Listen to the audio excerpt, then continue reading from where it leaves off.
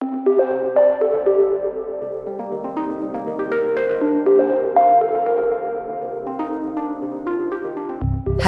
and welcome back to the Iceworld podcast. I'm Nadia Frontier, and in this podcast I speak to the ordinary people who do extraordinary jobs in the polar regions as part of the British Antarctic Survey. In this episode, we're chatting to Phill and Henry Kurzweil, both carpenters at two Antarctic stations, Phill at Halley and Henry at Bird Island. Both are very different stations with different requirements, from the day-to-day work like refitting doors and repairing mooring docks to having to come up with ingenious solutions to problems when the nearest hardware store is thousands of miles away. I recently spoke to both carpenters while they were still on station. So Phill, welcome to the Iceworld podcast. Let's start with you. Could you introduce yourself and tell us how you ended up being a carpenter in Antarctica? So my name's Phill. I've done about 6 seasons for Bass now. Originally when I started, I worked at Rothera as a chef. But my sort of passion was woodwork. And to get a foot in the door, because I had a lot of background in cookery, that's how I got down here. And then whilst I was at Rothera, I worked on a few projects and just lended a hand and stuff. And then I'd always wanted to go to Halley. So eventually, when I applied to go to Halley, I had to be a GA because there was already carpenters there. But did a similar sort of thing where I went in as a GA and helped out on a load of carpentry projects and just generally, just sort of got involved. And then when there was a space came up, that's how I eventually became the carpenter down here. No way, that's a crazy story. Did you you came down as a chef, and then during that time when you left and went back to the real world, did you train and get like carpentry qualifications, or is it just a skill set you always had? It's a skill set that I'd always had, but for Bass, it was because I didn't have any of the qualifications on paper, but I had the ability. It was easier for me to become a chef because I had a lot of background and qualifications in that. So it was always kind of it wasn't a sly way of getting in, but it was I always wanted to come down and be a carpenter. I think the first season was 8.5 months because it was over COVID and stuff. So I think it was supposed to be 5 and it ended up being 8.5. Wow. So that's a summer season that's 8.5 months.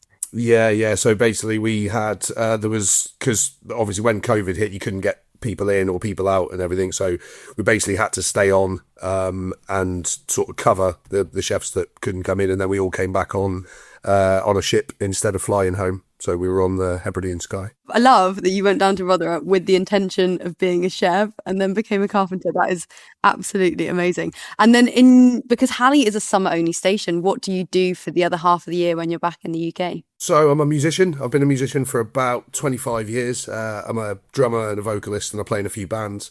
And also I do just joinery work. I've got my own joinery business called Beck Cottage Wood Design. I've got a relatively large workshop with CNC machine and a lot of bits and pieces in there. So yeah, anything with timber basically.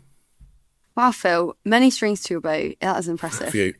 And Henry, welcome to you. So you're calling us live from Bird Island Research Station. You're just about to leave on the Sir David Attenborough. Can you tell us your background and how you ended up in the position where you are today? My background's sort of always been shipping. I grew up in a little historic town called Shrewsbury, and where everything's really, really old, so everything's always breaking or falling apart. So it's a great trade to get into. And I've always sort of had a bit of a fascination of old buildings anyway. For example, Rowley's house is in Shrewsbury, and that's like one of the big attractions, and working on buildings like that, something I've always wanted to do. I like to be outside as well, so like half of the year or 3/4 of the year, depending on the weather, you're outside anyway, so you sort of hits that mark.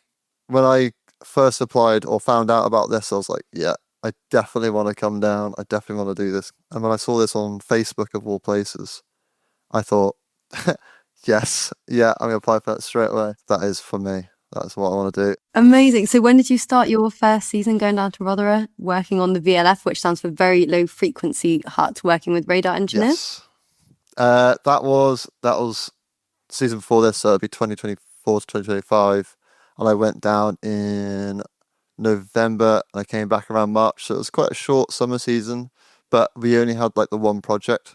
So what does a typical working day look like for you? Let's start with you, Henry. To be honest, it's pretty much the same as the UK. First, for the start anyway, I wake up, have a coffee, have a bit of toast, and then sort of have a discussion of what we're going to do. For example, working down on the jetty, which was absolutely freezing when we first got here because it was just like the ice blasted wind coming at you. But you sort of adjust pretty quickly, I find. You do have these moments where you'll look around and be like, oh my God, I got fur seals to my left and Gen 2s to my right. And you sort of take a second, just like, where the hell am I? This is crazy. Oh, wow. And also Bird Island is notorious for having actually worse weather than the UK, believe it or not. So like you said about those icy cold winds, and unfortunately not like King Edward Point, but you're always just kept in this cloud of relatively bad weather. But then you do get those like occasional days where it's just like the sun comes out and it's just like fantastic to look around and just sit on the beach really and just take it all in, because it's like, wow, this station is quite amazing in the nice weather. And then, so moving over from the rain to Halley on the Brunt ice shelf, you're basically constantly in snow. You don't really get rain over there in the summer. How's a typical day for you, Phill? There's quite a few jobs that we're involved in on the carpentry side of things. We work closely with the steelies that are down there, the steel guys, because we've got a couple of estates jobs that need doing, such as we raise the station every year.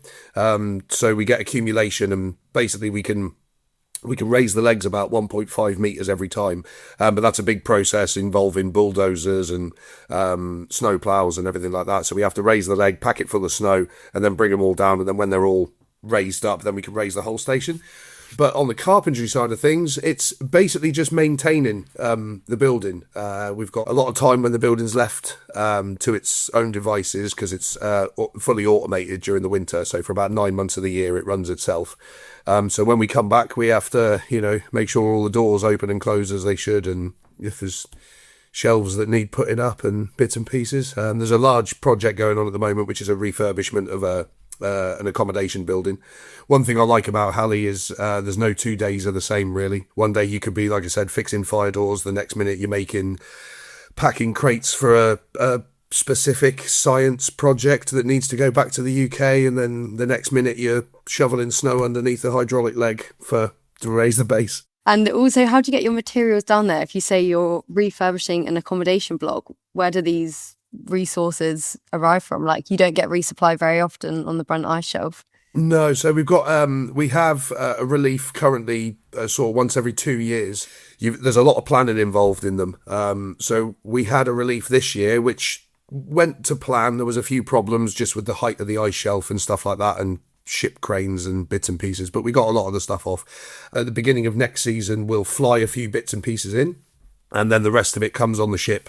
You plan everything 2 years ahead of when you're going to actually be doing it. You can't run down the road to the shop to get some screws or some timber, so you need to make sure that it's all there when you need it. Do you get into situations where you are improvising and you have jobs that are not able to be planned 2 years in advance? Like you say, you're building a science crate spontaneously. Not everything can be anticipated. Is there an element of like redundancy in the resources you have available to you? We're all very, very good at problem solving with what we have down there, and that also helps in the real world as well. When we get back, I found myself being able to fix things and make things out of nothing. We call it wombling down at Halley. You might have a specific job to do, and the whoever's in the plumbing department might have, you might have spotted something that they've got that you need, and they might have something that they need, and everything, and everybody just works together, and in the end it gets done. Yeah, that's the beauty of it. Having a cup of tea in the plumber's workshop and being like, oh, I could use that for a science Yeah, what's that down there for? Are you finished with that? yeah. And Henry, is the job like you imagined it to be? Rotherham and Bird Island are a pretty stark contrast. Are you able to be involved much in the science projects? Like you said, you started off very much working with like engineering-based meteorology projects. At Rotherham, what's it now like at Bird Island? It's different, but it's kind of similar, getting involved with like the ZFAs and stuff. Like you'll go out with them, helping them out with their penguins. Zoological field assistants, ZFAs? That's it, yeah. We'll go out with them when they're doing their penguin counts, or with the seal team, helping with the pups. And it's bizarre, but it's so amazing to be a part of it. You don't get that in Shrewsbury. No, you don't. No, you don't. how many people do you have on station right now at Bird Island? I think there's 11 of us. Yeah, it's 11 of us. Compared to Rothera, I mean, Rothera, you get like, I think it's 136 at one point. In some ways, it's quite nice because you're all working together. You're all doing like events and stuff. One of the Albatross team, Hannah, most recently organised like a carnival game night. And we go from like building and room to room, all doing all these different types of games, and it's great. And depending on work schedule, most weekends I'll like have a chippy school where I'll teach people how to make like frames. Or one of the big projects at the moment is one of our winterers here who's leaving with us. She wants to make a table with the Bird Island cut out into some wood and then slotted into some more wood to make it look like a sort of two-tone table. And that's been ongoing for quite a while, and it looks awesome so far. And I've really enjoyed it because I've never really had a chance to like teach other than on site with an apprentice. Yeah, like a really nice exchanging of ideas and different professions. Like they're teaching you Exactly. about ecology and wildlife, and then you can give your skills back. It's pretty unique, isn't it?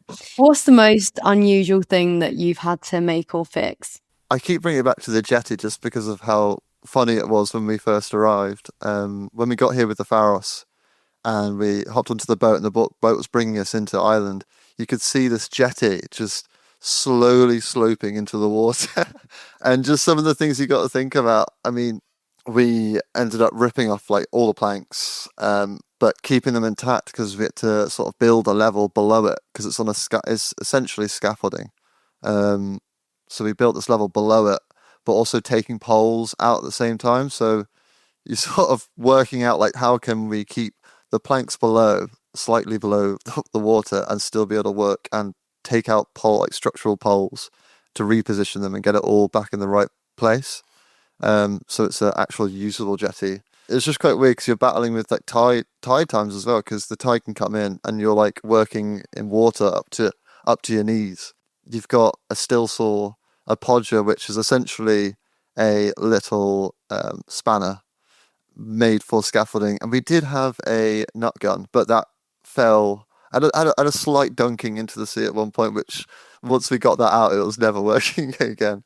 Phill, have you got any unusual implements that you've had to create over there at Harley? Most of the stuff that I've been involved in has been what you'd call sort of unusual. But for one minute you can be fixing fire doors, and then all of a sudden you might have one of the scientists comes from the science modules, and they say, we need you to build a frame that holds a GPR antenna above the ice at a very specific height that needs to get pulled along a sled at about 20 kilometers an hour, and then the next minute you've got somebody from the ice core tent asking you if you can build a table for them to put the ice cores on, and then you're like, yeah, okay, and then somebody says, this £15,000 science experiment needs to get back to the UK for fixing, so can we have a really custom made packing crate for it?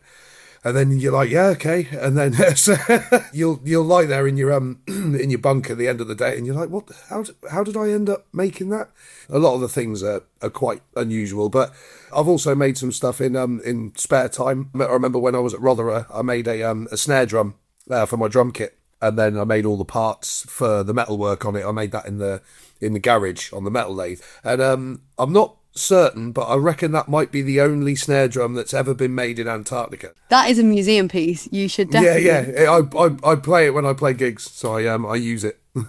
Love it. Have you got any engravings or Antarctic continent or like Adelaide Island in it or anything? I've got the obligatory outline of Antarctica in brass. I don't think there's ever been a season for bass where somebody hasn't cut the outline of Antarctica out of something and stuck it on something else. It's one of the number one things I get asked for when we have the Secret Santa every year at Halley. It's quite funny you say that, Phill, because when I first got here, I made a little box which was just something for a bit of fun. It was a little hexagonal box, and coming up to Secret Santa like 2 days before Christmas, one of the team came in and was like, Henry, I'm desperate to make a box. I need to turn it into a cup. And I was like, I just looked over to my right and my left. I was thinking, there is literally no time. And I just see this like perfect box. Like, there you go. Do Take you it know away. what? Have this. Yeah. Yeah, basically. Have you had the chance to be a carpenter at Rotherham, Phill, or is it something that you would consider, or are you set on Halley? I'm sort of one of the Halley lot now. I do love Halley. It's amazing. I've always say the same sort of thing. At Halley, you've got a team and a station and a family and a home, I think. And there's a lot of people that go back to Halley every year, and we're great friends. We see each other outside of work and stuff as well. But never say never. I'd go and do something. I'd love to go to the islands and stuff as well. I'd love to go and see that. But yeah, but yeah, if it comes up, I'll definitely go. And Henry, have you got any plans after your season at Bird Island, which is almost over, to go and expand your skills onto other stations? Yeah, I think so. What I've got my eye on recently was the Port Lockroy, working potentially for, because it's only a really short season there. And I saw on their website it was only about 2 months actually there. I'd really like to do that because I've been talking to Matt Jobson because he's done it before and he said it was amazing. You should definitely give it a go, and maybe just go back to Rotherham as well, because Rotherham is awesome. It's just, yeah, it's full on, but it's full on in such a good way because there's so much to do. You've got the skidooing, the ramp as well. Just going snowboarding and all the trips and the going out on the plains like Fossil Bluff. I remember my first trip to Fossil Bluff, and you're flying over, and you're seeing these insanely blue waters as you're flying over. You're looking and like, is this real? You're looking out the window, like, I can't believe it. And then you land, you're seeing all these massive rock faces with all the different levels of sort of, I suppose, the years of changes in the rock. It's quite incredible. So do you think from your collective jobs, both of you working on remote stations, that it's helped your carpentry skills develop in a different sense if you were to pursue these roles in the UK? I would say it makes you think outside the box, even more so. Yeah, I agree. It's you figure out solutions to things, in a completely different way. I find I also slow down with planning now. You kind of boil down the problem into its composite parts. Yeah, you can fix it that way instead of just, sort of going in all guns blazing. You can sort of chill out a little bit and do it that way. But yeah, that's definitely, it makes you think a bit more. I think the biggest thing with working with bass, outside of bass, you're like constantly sort of chasing the work, chasing the money, and that's sort of how it goes. And you can sort of like take a step back, be like, right, let's try and plan this out safely. We got, for example, with the VLF hut out on East Beach at Rotherham, you have to pretty much go either all the way around the island to the other side to do it, to get all the materials there, or you go up and over on skidoos. And you got to admit that you have to get it done before all the snow melts or the ice melts, because it's all just rock otherwise. So you're sort of ferrying these things over. But it's quite a lot of planning, but you have that time to sort of think about it before you do it. There's no 2 days that are the same at Halley, but it sounds like that in your real day-to-day life, like with the projects you've got, it's also pretty variable. I've always chosen my jobs that make me happy more than earn me money. Like work happiness, I like a lot more than earning money. I've never been really bothered about it, to be honest. But there are some hard bits. I must admit, fitting doors and stuff that we have to do at Halley occasionally. I hate fitting doors, especially because 9 times out of 10 down where we are, they're all fire doors, so they're all about 80 kilos a piece. Luckily we've got Eloise, who's the other carpenter down at Halley. She's fantastic. Yeah, so she takes lead on all that sort of stuff, and she's wicked at it. Have you worked with a woman carpenter before? No, can't say I have. No, but it's time. I mean, she's fantastic. Yeah, she's we work closely together down there because there's only me and her there. I've got a tendency as well, from my sort of, without sounding pretentious, like a fine woodworking cabinetry side of things, I'll look at some problems with that sort of fine woodworking head on, and I'm like, it doesn't need to be that sort of precise and everything. And you go, well, actually, it just needs to get screwed to the wall, and that's it. So it doesn't need to be screwed to the wall and sanded to like 600 grit. It's fine. Yeah. And what about wood in the cold and wet weather? Does it change the way that it warps or its form and the way that you work with it? So like let's start with Bird Island and like rainy, damp conditions. What about storing this material? It's terrible in every way, shape, and form. It's two completely different things here. So we were here to change as well all the doors and a lot of the floors as well, because I did a moisture test a couple of years ago just to see if there was any moisture in the floors of the new Pipit house, and there was. And we took up the floor of the gym first. It's all chipboard and it can't really get wet. So as soon as it gets wet, it expands and then turns to dust. And all these timber joists were just like covered in the weirdest mold you've ever seen in your life. It looks like an alien. It's got like tentacles, and it's just like, what even is that? So you're like sort of scooping it up, just like looking at it, just like, what on earth? And then so there's been a lot of that, a lot of repair work in that sense. You take any wood out of the wood store, then run it through a thicknesser, which is a tool which essentially just brings timber down to a certain thickness that you want it, because it's a really nice clean finish on it. You leave that in a warm workshop for about 12 hours and it will just go like this, like whoop. And then so you just got to keep reworking it and like sort of thicknessing it and getting it. I've been in the workshop and I've just trying all sorts of different things, putting a bit of moisture into the wood and like clamping it down and leaving it for like 3 days for it to like dry back into its original shape. And it's a bit of a nightmare, but it's quite funny to see what you make and how it comes out by the end, and just working around that. And what about the cold, Phill? Like, do you have to make these doors that keep out the snow? And is the wood affected by really cold temperatures? All of the external doors that we've got they're like airlock doors. They're massive, great big steel things most of the time. But one of the things, sort of a unique thing with Halley is every single building that is there either gets raised or moved every year. So we'll get there at the beginning of the year, and I've always got the same thing. You know, if there's anything wrong with doors and stuff like that, everybody sort of comes to us, and it'll be a case of my cupboard door doesn't shut, and you're like, yeah, I wouldn't expect it to, because the whole building moves. It's cold, and then we've raised the building, we've dragged it halfway down the skiway.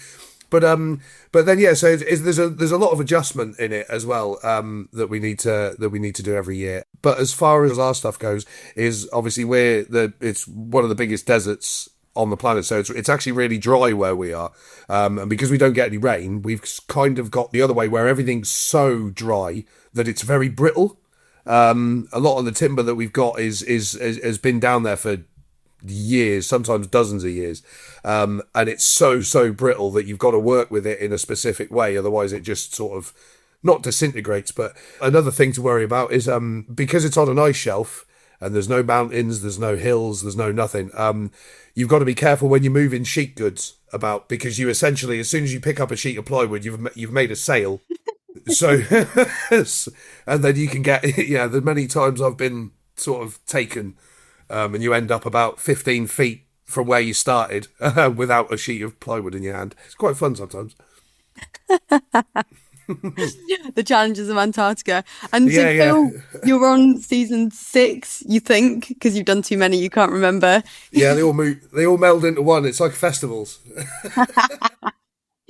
So, are you going to continue going back to Halley, do you think, for as long as you can? Yeah. The season length, the job, it suits me well. And also as well, we get a little bit of a thing. There's many people that work at Halley. I'm sure that a lot of them will say the same thing. Is like, once you've been to Halley, it's kind of it gets you a little bit. It gets under your skin, and you work. Obviously, we work for BAS and we work for science, but we also work for the base, because it's an incredibly unique thing. The actual Halley station. It's unbelievable. Some of the way things work, and the engineering that's gone into it is unreal. And also amazing that it just continues to run for 6 months of the year. Like it's not just like it's left dormant. Yeah, so we got the micro turbine, and so that all works, and then basically the whole automation, and obviously that's got a lot of benefits for carbon and stuff like that. It's impressive. It's really good. And Henry, how long will it take you to leave Bird Island now? So what's your plan? I'm here for about 2 more weeks. The ship comes in, and then we're doing a bit of a cruise round to the other islands. So we're going to Signy, KP, Camp Geddes to take that down. That's one of the old stations, or just huts more like, actually, which has been around for so long now, and it's just been left completely dormant. We'll be taking that down over the course of about 12 days, I think, and then we're back to the Falklands. I would hope to get the chance to go around the Falklands again a little bit, because on our trip down here, we were at the Falklands for about a week, which I thought was great. I absolutely love the Falklands, and seeing it, because it's not a place I would have ever thought of going. Being able to go down to Stanley and just see what it's like is awesome. It's not a cheap place to get to. No, not at all. With the only flight you can get in basically being controlled by the MOD. Yeah, from Bryce. And to conclude, a question for both of you. What does Antarctica mean to you? Antarctica has made me meet some people that I never would have got the opportunity to meet. Some people who are absolutely fantastic in their fields and stuff. It's allowed me to see places and wildlife that I never would have even dreamed of seeing. But it also instills in you a feeling of just how small we all are. I think actually trying to getting to Antarctica makes you realise just how big the world is, and how many days it takes you to get down there, and it leaves you with just how beautiful it can be as well. I've seen things in Antarctica that I've never dreamed of seeing, and I'll remember until I'm gone. Yeah, it's like people I've never, I would have thought I'd meet in my lifetime. Being part of the experience, sharing the experience of everyone else as well. Just a general sense of community as well, where everyone's sort of working together, especially on the smaller stations. You're all coming together for the same sort of result, and you never really have that anywhere, I think. Definitely something special. I did say to Emma Edwards, who is our station leader, that I would show off this, because this is her office. Stretching with the headphones. This is her sourdough that she is making, and she has made some pretty incredible breads and pizzas with it. Okay, so let's actually describe this sourdough. Let's bring that jar back. Describe it, Henry. Okay, how would I describe this? Well, the lid's open for a start. Yeah. It looks like it's trying to get out. Yeah, it's definitely trying to get out. It's does that always be kept in the fridge? No, it's supposed to be left like that so it can breathe, which sounds even worse. You ever seen The Thing? You know what? I saw that the other week. So yeah. So a mason jar with flour and water sort of trying to climb out of the top. That's how I describe it. I like it. So that's what Antarctica means to you. Just to conclude there, Henry. Yeah, just to conclude, sourdough starter trying to sourdough. And everybody, this is the Carpenters of Antarctica. It's been a pleasure, Phill and Henry, to have you on the Iceworld podcast. Thank you very much. Thank you. Thanks for having us. You never know when the urge to head to Antarctica will strike, or the chance of a lifetime will come up. You might be browsing Facebook like Henry, or looking at the British Antarctic job pages. Go for it. You never know. One application could change your life. And if you enjoy Iceworld, tell us. Make sure you leave a review for us wherever you get your podcasts. And remember, 5-star reviews are our favourite, but they really do help listeners find us quicker. I'm Nadia Frontier, and thank you for listening.